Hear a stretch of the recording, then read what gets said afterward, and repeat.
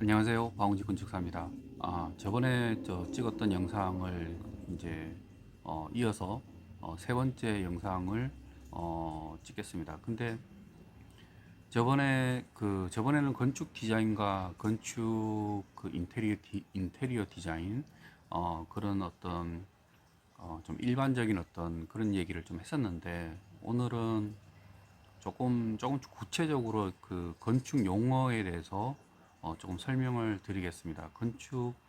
아무래도 일반 분들은 이런 어떤 뉴욕의 법이나 법규나 건축법이나 이런 부분에 대해서는 조금 좀 하시고 그렇게 접할 기회가 그렇게 많지가 않으실 겁니다.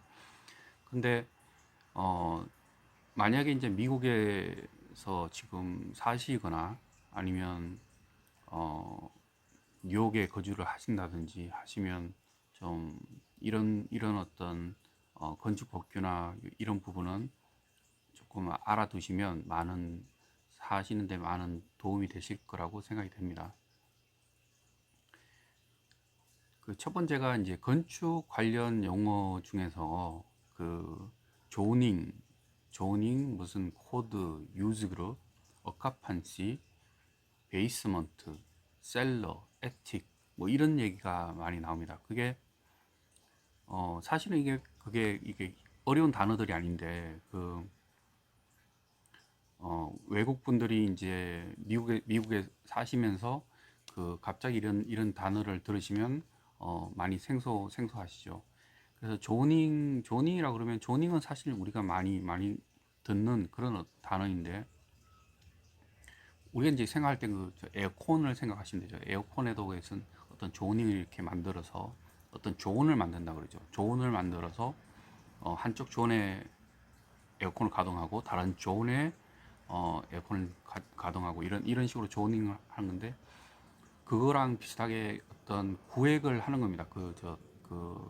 뉴욕시에서 어떤 한 지역을 레지덴셜, 그러니까 주택 단지로 만들고, 한쪽 지역은 커머셜, 그 상가로 만들고, 이런 식으로, 아니면 공장지대, 그런 식으로 이렇게 조닝을 만들어서 그 조닝 안에서만 가능한 그런 건물을 짓게 만드는 겁니다. 그래서 보통 보면 뉴욕은 그 개인 주택들이 많은데, 그 개인 주택들이 보통 보면 뭐 보통 일반적인 게 2층에 이제 그런 조그만 어떤 그런 주택들인데, 그 그런 지역에서만 가능한 그런 그 주택을 이제 지을 수 있는데, 만약에 그 주택 단지 안에 10층짜리를 하나 올리겠다라고 하면 그 조닝에서 그게 안 되는 거죠. 그게 그 허락이 안 되는 거죠. 그래서 조닝을 제일 먼저, 그러니까 만약에 내가 어떤 주택을 가지고 있다, 내가 어떤 상가 건물을 가지고 있다, 이럴 때 증축을 생각하신다든지, 아니면 그거를 이제 데몰리션 해서, 그러니까 없애서 부셔가지고 다시 이제 신축을 올리실 그런 생각을 하실 때는 제일 먼저 체크하셔야 되는 게 조닝입니다. 그 조닝 안에는 이제 그 어떤 구획도 설정이 되지만 그 얼마만큼 가능한, 한국으로 치면 건폐율과 용적률이 그 안에서 다 규정이 되어 있습니다. 그래서 레지덴셜, 커머셜, 근데 레지덴셜도 이제 그게 구획이 이렇게 몇 가지로 나누어지는데, 뭐 R1, R2, R3 이런 식으로 이런 어떤 조닝에 대해서는 제가 예전에 한번 프리젠테이션을 한번 했었는데, 그 프리젠테이션을 가지고도 한번 영상을 만들어 보겠습니다. 그래서 그 이제 그 말로만 이렇게 설명하는 것보다 그 아무래도 저희는 이제 건축가고 어떤 표현을 하는 그런 직업을 가지고 있기 때문에 그런 식으로 어떤 프레젠테이션으로 한번 나중에 한번 만들어 보겠습니다. 그래서 조닝에 대해서는 대충 그 정도의 개념이고, 그럼 조닝하고 비슷한 개념이 코드가 있습니다. 코드가 있는데, 그거는 이제 빌딩 코드라고 해서 빌딩 법규를 얘기를 하는 겁니다. 그래서 법이라고 그러면 우리가 이제 한국으로 치면 로우로 해가지고, 아니 그러면 건축법이 왜 로우가 아니고 코드냐라고 묻는다면, 빌딩 이거는 한국말로 번역을 해서 법이지만 이 자체가 빌딩 코드가 우리가 그 따라야 하는 규정으로 이해를 하시면 조금 더 편하실 겁니다. 그래서 빌딩 코드는 가장 많이 보는 게 불났을 때 파이어에 관한 그런 규정을 이게 가장 베이스된 그런 규정입니다. 그래서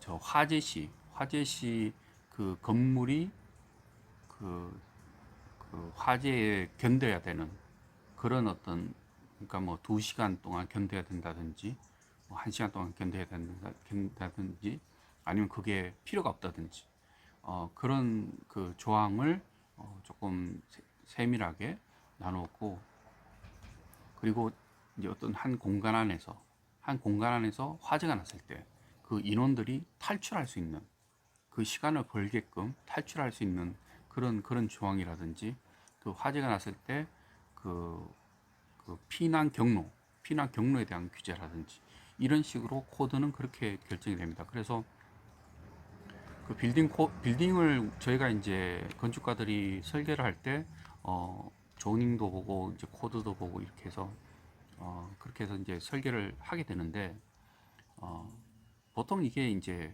뉴욕 다른 지역도 그렇겠지만 이 히스토리가 긴 어떤 그런 건물들이 많은 그런 뉴욕은 예전에는 이런 빌딩 코드나 빌딩 조닝이 제대로 이렇게 성립이 안 됐을 때 막 치워버린 거죠.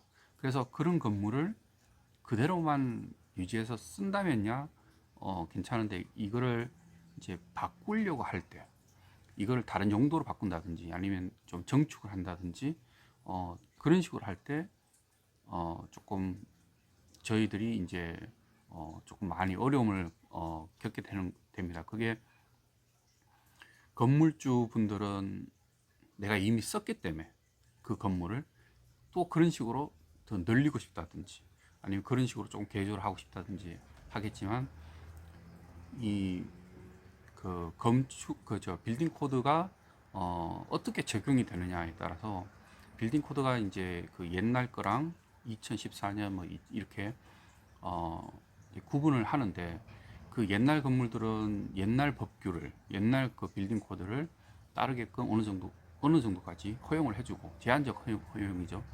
그리고 이제 요즘 아무리 옛날 건물이라도 어떻게 좀 구조 변경이 좀 심한 경우는 지금 건축 법규를 따라야 됩니다. 그럼 지금 건축 법규를 따르게 되면 어, 그 많은 다른 리퀘어먼트 요구 사항이 있습니다. 그래서 그런 것 중에 하나가 이제 아무래도 미국은 ADA 규정이 조금 심합니다. 그래서 ADA 규정은 이제 핸디캡 억세서블, 그래서 장애인 시설에 대한 어떤 그런 그 시설이라든지 구조라든지 배려를 한 어떤 그런 공간을 만들어 줘야 되는데, 그게 옛날에는 그런 게 없었습니다. 그래서 옛날에는 1층이라고 해도 뭐 턱이 뭐 계단이 몇 개가 있어도 그게 다 허가가 나고, 그런데 요즘은 그렇게 안 되죠. 요즘은 장애인이 휠체어를 타고 이제 들어갈 수 있는 어떤 그런 걸 요구를 하게 됩니다. 그게 모든 건 아니지만 어떤 어느 정도 그 규모 이상의 그런 어떤 시설 저 건축물은 그런 식으로 이제 요구를 하게 되는데, 제가 아는 분도 지금 어떤 가게를 운영을 하시는데, 그 가게를 운영을 하시다가 그 장애인들이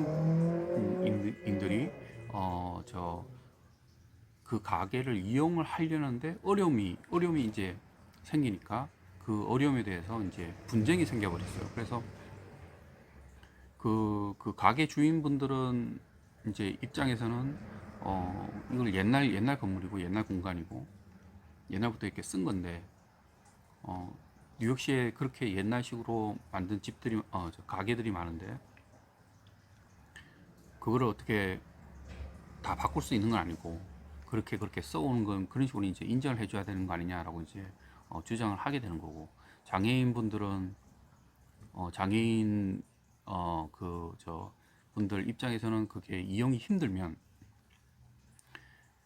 또 그 부분에 대해서 뭐 어떤 식으로든 그거에 대해서 이제 묻게 되는 거고 그렇게 돼서 그런 어떤 분쟁도 생기게 되고 그렇게 됩니다. 그래서 뉴욕뿐만 아니라 모든 미국이나 뭐 그런데 그런 어떤 코드상의 어떤 그런 규정에 대한 어떤 그런 적용은 상당히 이렇게 좀 복잡하고 간단하지가 않고 그리고 옛날부터 이제 있어 왔던 그런 거에 대한 어떤 배려라든지 아니면 그대로 이렇게 지속적으로 할 수 있는 그런 거에 대해서 조금 사람들이 많이 이제 혼란스러워 하고 있습니다.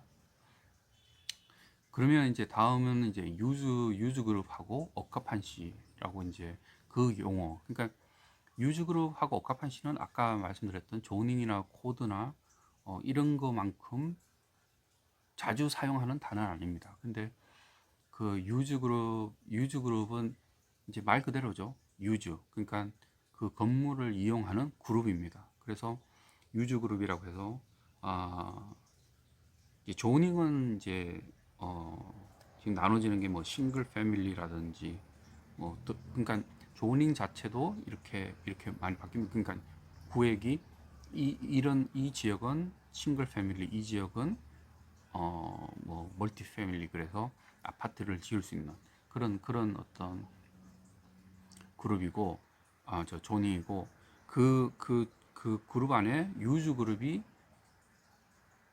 어떻게 사용할 수 있냐라고 이제 규정이 되는 겁니다. 그래서 R1은 뭐 유즈 그룹 뭐 1번, 뭐 3번, 4번. 근데 R2 같은 경우는 같은 거죠. 근데 R3 같은 경우는 유즈 그룹이 1번도 되고 2번도 되고. 근데 그 유즈 그룹 1번은 뭐 싱글 패밀리하고 그렇게 만드는 거고 유즈 그룹 2는 이제 싱글 패밀리가 아닌 이제 그렇게 되는 겁니다. 그래서 유즈그룹하고 이 부분은 아무래도 우리가 이제 이런 어떤 조닝 북을 보면서 조금 정리를 해야 되는 거고 그래서 이거는 이제 신축을 한다든지 아니면 기존의 그 주택을 바꾸게 될 때는 이 부분을 조금 신경 써야 됩니다. 그래서 이제 옥가판시라고 얘기를 하면 옥가판시는 그 뉴욕에서는 이제 그 바이레이션 그래서 그, 그 건축법을 위반하는 경우는 이게 굉장히 상당히 그 높은 금액의 벌금을 이제 시에서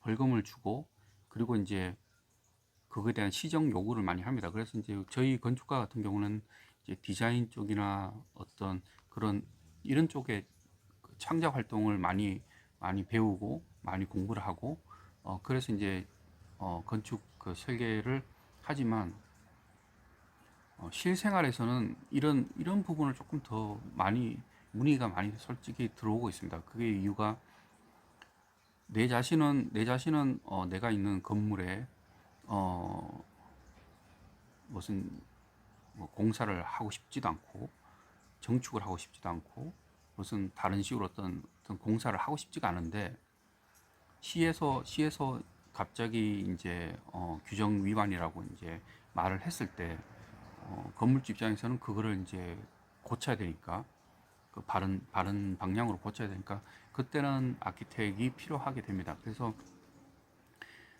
여러 가지 있지만 그러니까 퍼밋을 안 받은 그러니까 허가를 안 받은 공사를 하다가 걸리는 경우는 뭐 그거는 많이 있죠. 근데 그 CO가 잘못됐다고 하는 경우가 있습니다. 그 CO가 뭐냐면, 그래서 이제 그 일반인들이 저희한테 물을 때 CO가 뭔가요?라고 이렇게 물을 때도 많습니다. 그래서 CO가 뭐냐면 Certificate of Occupancy를 줄임말이에요. 그러니까 Certificate의 C하고 Occupancy의 O하고 그걸 줄여서 CO라고 이제 얘기를 하게 됩니다. 그래서 Certificate of Occupancy는 이게 한국의 그 저 뭐죠? 한국의 그 문서랑 비슷합니다. 그러니까 한국에서 보통 그 저 집이나 가게나 등기죠. 등기 뭐 이런 어떤 문서하고 비슷합니다. 그래서 그 CO에는 뭐 다른 어떤 그 드로잉이라 아니면 뭐 면적이나 이런 거는 나오지가 않습니다. CO는 단지 뭐가 나오느냐 하면 아까 말씀드렸던 그 유즈 그룹이라든지 그 건물에 대한 용도 이 건물이 원 패밀리 하우스인지 투 패밀리 하우스인지 상가인지 가게인지 오피스인지 이런 식으로 그리고 이제 그 층수나 1층, 2층 만약에 이 건물이 3층으로 되어 있는데 CO에는 1층, 2층만 되어 있으면 이게 문제가 되는 거죠. 왜냐하면 3층은 정식으로 지어지지 않은 그렇게 되니까 그렇게 돼서 문제가 되는 거고 1층, 2층이 레지덴셜로 되어 있는데 그러니까 뉴욕에 많은 이제 믹스드 유즈죠. 1층에 상가고 2층에 주택이고 그렇게 되면 이것도 문제가 되는 거죠. 왜냐하면 CO에 그렇게 돼 있으니까. 그렇게 돼서 그 만약에 그 부동산을 매매를 한다든지 부동산을 새로 사시려고 하시는 분들은 그 가장 먼저 체크를 해 보셔야 하는 게 그게 이제 합법적으로 그 합법적이라는 말 자체가 조금 좀 그렇죠. 이런 거는 그래서 제대로 이 건물을 지었다든지 제대로 이 건물을 사용을 했다든지 그런 거를 보기 위해서 CO가 필요합니다. 근데 CO가 이제 뉴욕은 1938년이죠. 1938년 그때 CO가 이제 발급되기 시작했습니다. 그러니까 왜냐하면 그 옛날 사람들은 그런 거 다 없었죠. 아까 말씀드렸지만 그 건물을 지어도 이제 전혀 상관이 없는 그런 건물을 많이 짓듯이 그래서 흙하고 상관이 없는 그런 건물을 짓고 법규의 지금 법규하고는 완전히 다른 시구의 어떤 그런 건물들을 지어도 상관이 없던 그런 시절이죠. 그때는. 그래서 그때는 간략한 어떤 그 건축에 대한 어떤 규정을 따라서 내 땅에다가 이제 집을 지은 거죠. 근데 그게 1938년 이전에는 그런 CO가 발급이 안 됐으니까 이 건물이 없는 거예요. 그러니까 서류가. 그리고 1938년 이후에는 CO를 이제 건물을 새로 지을 때는 그 이제 CO를 다 주게 되는 겁니다. 그래서 문제는 이제 그러면 1938년 이전에 그 지어진 건물을 어떤 건물주가 가지고 있을 때 그 이 건물이 어떤 용도로 써졌느냐에 대해서 그 어떤 그러면 아무런 서류가 없냐고 했을 때는 그때는 이제 뉴욕시에서는 이제 주는 게 Certificate of No Occupancy라고 Letter of No Occupancy죠. Certificate이 Letter of No Occupancy라서 LNO죠. 그래서 이거는 CO가 없는 건물을 그 건물에 대한 용도를 이제 증명을 해주는 그런 간단한 서류입니다. 근데 이것도 모든 옛날 건물들이 다 그거에 대해서 충족하게끔 발급을 하진 않고 그 만약에 내가 지금 오피스로 이제 쓰고 있다. 그럼 레터 오브 노 오브젝션을 이 건물은 오피스 건물이라고 내달라고 요구를 했을 때 그 건물이 옛날에 주택으로 했었는지 오피스로 정말 쓰고 있었는지 그거를 다 이제 증명 서류를 다 그러니까 요구를 하게 됩니다. 뭐 텍스를 냈던 그런 거라든지 아니면 예전에 어떤 공사를 했던 그런 거라든지 그런 어떤 그 예정에 관련된 그런 서류들을 요구를 하면 그 이제 빌딩국에서 이제 그 플래닝 examiner가 이제 리뷰를 하게 되고, 그 빌딩국 이제 뉴욕은 그 시스템이 한국 구청이죠. 구청에 가서 저 그 등록을 하고 하는데, 그 뉴욕은 이제 빌딩국입니다. 빌딩국은 한 구역마다 하나씩 다 있거든요. 그래서 퀸즈는 퀸즈 빌딩국, 브루클린은 브루클린 빌딩국. 그 안에서 서류를 다 리뷰하는 사람들은 플랜 리그제미너라는 그런 직책을 가진 그 빌딩국 직원이 그 다 그 리뷰를 하게 됩니다. 그래서